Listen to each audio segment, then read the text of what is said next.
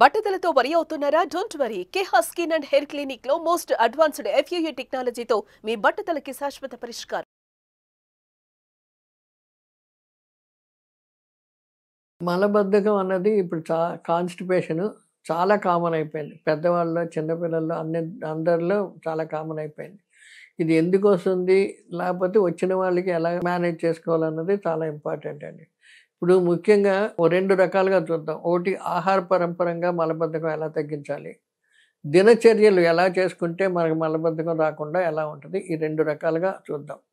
ఒకటి ఆహార పదార్థంగా ఏంటంటే ఎక్కువ పీచు ఉండాలి. మనం తినే ఆహారంలో పీచు చాలా ఎక్కువ ఉండాలి. కనీసం 30 గ్రాములు, 40 గ్రాములు ఉంటేనే గానీ మలం అంటూ చాలా సాఫ్ట్‌గా, మెత్తగా రావాలి. లేకపోతే చాలా హార్డ్ స్టూల్స్ రావడంతోటే పిల్లలు చాలా కష్టపడతారు. పెద్దోళ్ళు కూడా చాలా కష్టపడతారు. ఒక్కోసారి రక్తం కూడా వాళ్ళకి ఆ స్టూల్స్ పాస్ అవ్వకపోతే రక్తం కూడా పడుతూ ఉంటది. ఇది మటుకు జాగ్రత్తగా కంట్రోల్ చేసుకోవాల్సిన అవసరం ఉంది. ఆహార పరంపరంగా మనకి మలబద్ధకం ఉండకుండా ఉండాలంటే ఎక్కువ పీచు ఉండాలి. పీచు ఎందులోంచి వస్తది?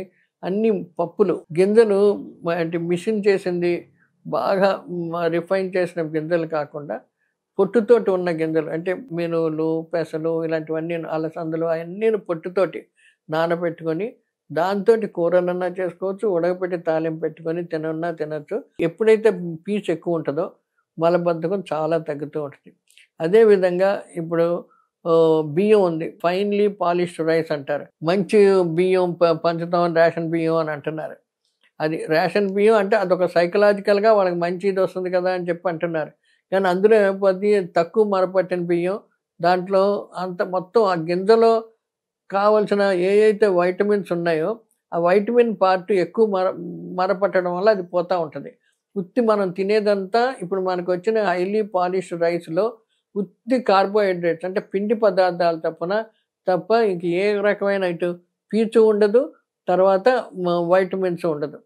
దీనివల్ల ఏమైపోద్దంటే మలబద్ధకం చాలా ఎక్కువైపోద్ది. ఇక్కడ పీచు లేదు. ప్రతి దినం ఆహార పట్టికలో మనం ఎప్పుడూ ఆకుకూరలు వాడం. చాలా తక్కువ వాడతాం. ఆకుకూరల్లోనే చాలా ఎక్కువ పీచు ఉంటది. అది తక్కువ వాడడం వలన మలబద్ధకం ఎక్కువ వచ్చేస్తూ ఉంటది. ఇప్పుడు పెరుగు, పాలు ఇటువంటివన్నీ ఉడకపెట్టినయి జాగ్రత్తగా తీసుకుంటాం. అది హైలీ కాన్సంట్రేటెడ్ ఫుడ్.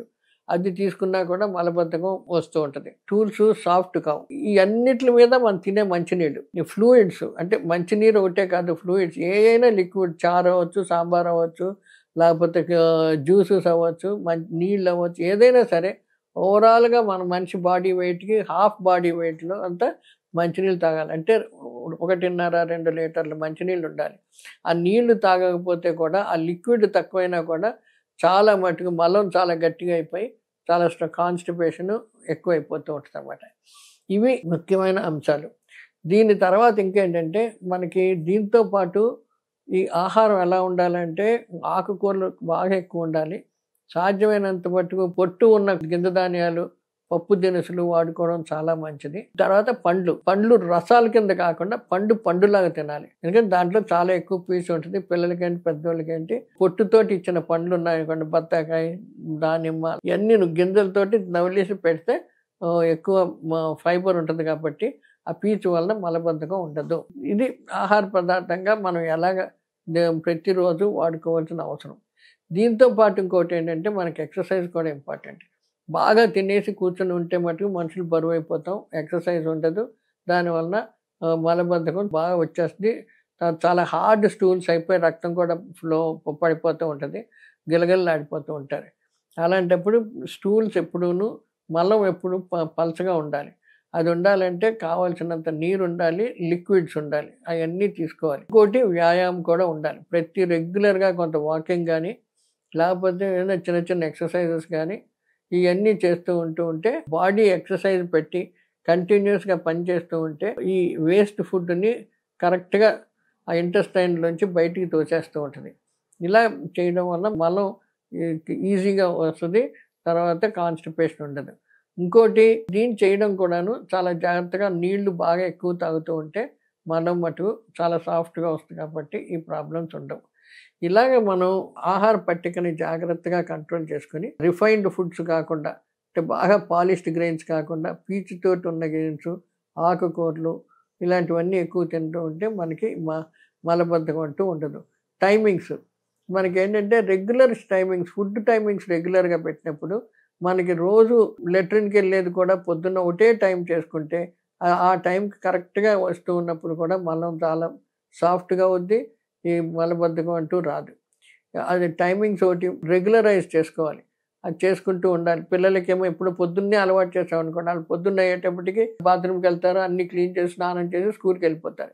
అలాగప్పుడు మనం ఏం చేస్తాం, అబ్బా! అని చెప్పి కొంచెం కాఫీ తాగుతాం, ఇది తాగుతాం, లేకపోతే అక్కడికెళ్ళాలంటే ఇచ్చేసాం, అలాగే పేపర్ చదవాలి, ఏదో రకరకాలుగా పెద్దోళ్ళు అన్నీ చేసేటప్పటికి వాళ్ళకి మోషన్ కాదు సరింగాను. ఈ మలం కూడాను మైండ్ యొక్క కండిషన్ మీద ఆధారపడి ఉంటది. శరీరంలో ఉన్న పనులే కాకుండా ఏం ఆలోచనలున్నాయి, ఏం చేస్తాం, ఇప్పుడెళ్ళాలా, అప్పుడెళ్ళాలా, ఇది చేయాలా అనేటప్పటికి ఆటోమేటిక్ కంట్రోల్ అయిపోతాయి. అది కాకుండా మనకి ఈ టైం కల్లా మనకెళ్ళాలి కాబట్టి మనం మంచినీళ్ళు తాగాలా, కాఫీ తాగాలి, ఏం చేసుకుంటే కావాలి అవి గబగబా యేసుకొని చేస్తే మనం కరెక్ట్‌గా ఆ టైమింగ్స్ మెయింటైన్ చేస్తూ ఉంటే మలబద్ధకం అంటూ రాదు. ఇలాగా అడ్జస్ట్ చేసుకొని ఒక ఎక్కువ పీచున్న ఆహారాలు తీసుకుంటూ టాబ్లెట్స్ మీద చాలామంది ఇది ఉంది కదా అని టాబ్లెట్స్ తీసుకోవడం, ఎనీమా చేయించుకోవడం ఇవన్నీ మంచిది కాదు.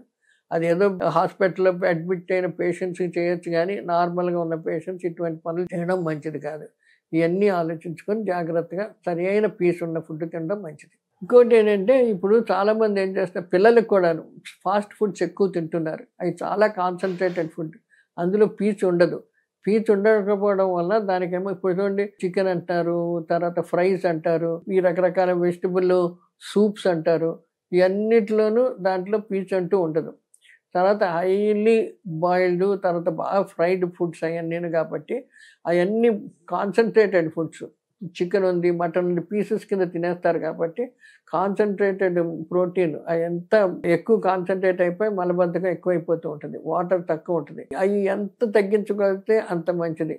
ఫాస్ట్ ఫుడ్స్ అన్నీ తగ్గించుకోవడం చాలా మంచిది. అలాగే ఫ్రైస్ పిల్లల్ని స్కూలుకి పంపించేటప్పుడు ఓ ప్యాకెట్ తోటి చిప్స్ ప్యాకెట్లు, ఓ ప్యాకెట్ ఇయడం కూడా మంచిది కాదు. అందులో ఉత్తి కార్బోహైడ్రేట్ పీచే ఉండదు అందులో.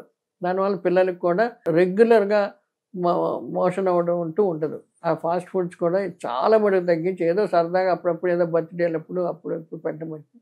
రెగ్యులర్ ఐటెమ్ కింద కూడా వాడడం మంచిది కాదు.